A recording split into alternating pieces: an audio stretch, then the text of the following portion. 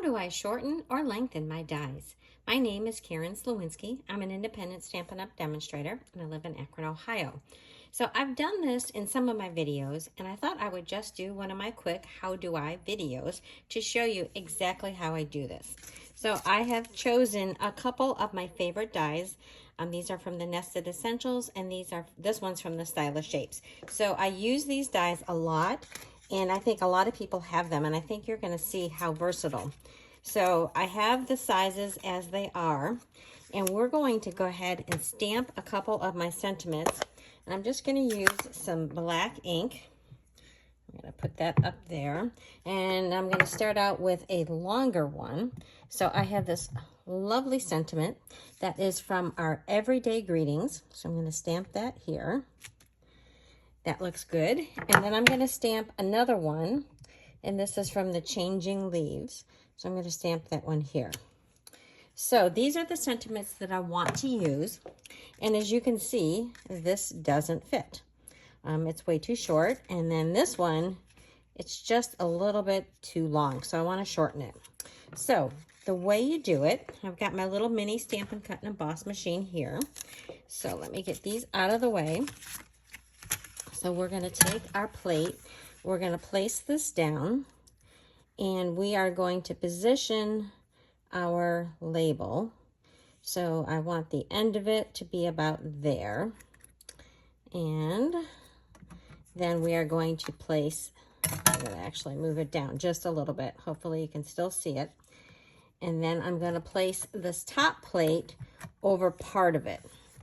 So as you can see, I am not going over the whole length of it.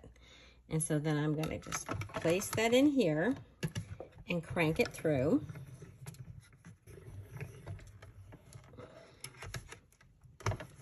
Hopefully I'm not jiggling the camera too much. And wipe the ink off of that. So now you see that I have a partial die cut. See how this goes like this? So then I'm going to want to get to the other end. And so I'm going to just kind of lock it in place. You can kind of feel it goes into it. And I'm going to do the same thing, but in reverse. So I'm going to get this positioned here. Make sure I get it locked into place again.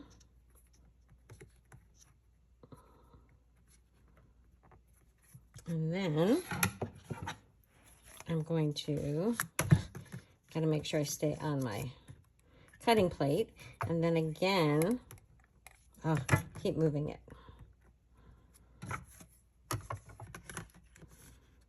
I'm going to cover up all but the very end of it. So as you can see here, this end is not covered. I'm going to feed this through.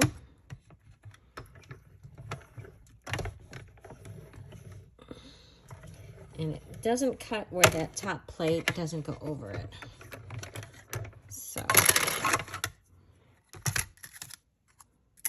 And there I have my sentiment that's that same shape, but longer. So let's do the same thing now with our thank you. Except this time I'm going to shorten it. We're going to do the same exact process. So I want this end of it cut. Okay. So I'm just positioning that. I get my top plate on, and I'm going to go until about like so, and run this through. And this is such a good technique. You can do it for all kinds of dies, especially if they are symmetrical dies, because it just makes it so much easier to line things up. But here, you can see how that's cut partially. So then again, I'm going to line it up, and it kind of just clicks into place. And I'll put it back here. Make sure I don't move it. And then this time, I am going to leave that end uncut. Feed this through. Sometimes you just kind of have to walk it through in your head before you start cutting, so make sure you get it the right way. But if you remember where that top plate doesn't go, it's not going to cut. And so there I have my sentiment cut just to the perfect size. So I hope that you've liked this little tip. I do use it in my upcoming video, and I wanted to show you exactly how you do that. Thanks so much for watching.